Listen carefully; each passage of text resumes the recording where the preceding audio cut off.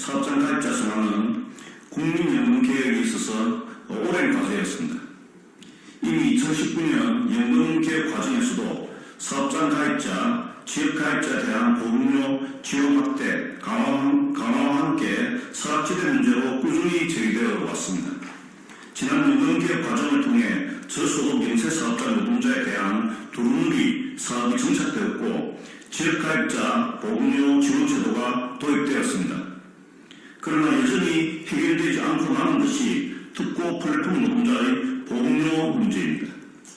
작년에 발표한 정부 종합운영계획에서도 주요 의제로 다뤄졌고 플랫폼 종사자들이 사업장 가입자로 희망을 하고 보험료 지원 사업을 병행하여 부담 완화를 요구하는 것으로 의견이 수렴되었다고 함에도 불구하고 정부는 아직 이렇다 할 조치를 내놓지 않고 있습니다.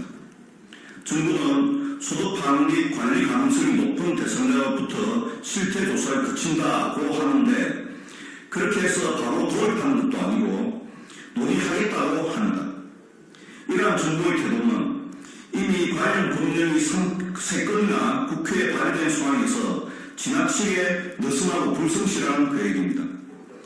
분명히 지적하는데 제5차 연금개혁 과정에서 보험료 인상이 논의되고 있고 가입자의 보험료 부담이 불가피하게 증가될 것이 예상되는 상황에서 특고 플랫폼 노동자의 사업장 가입자 선언은 연금개혁에서 선제적으로 또는 동시에 이루어져야 하는 과제입니다.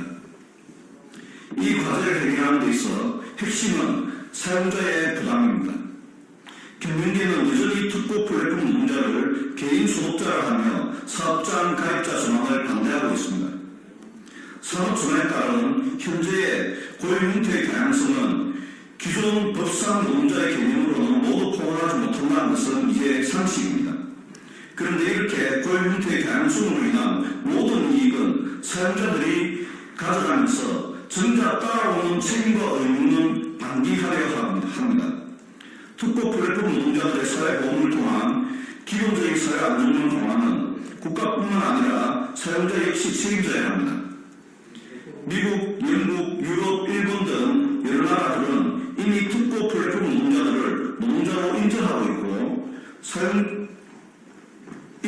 사용자의 사회보험 부담을 지우고 있습니다. 우리나라 역시 고용산재보험이 먼저 특고 플랫폼 노동자들을 포괄하였습니다.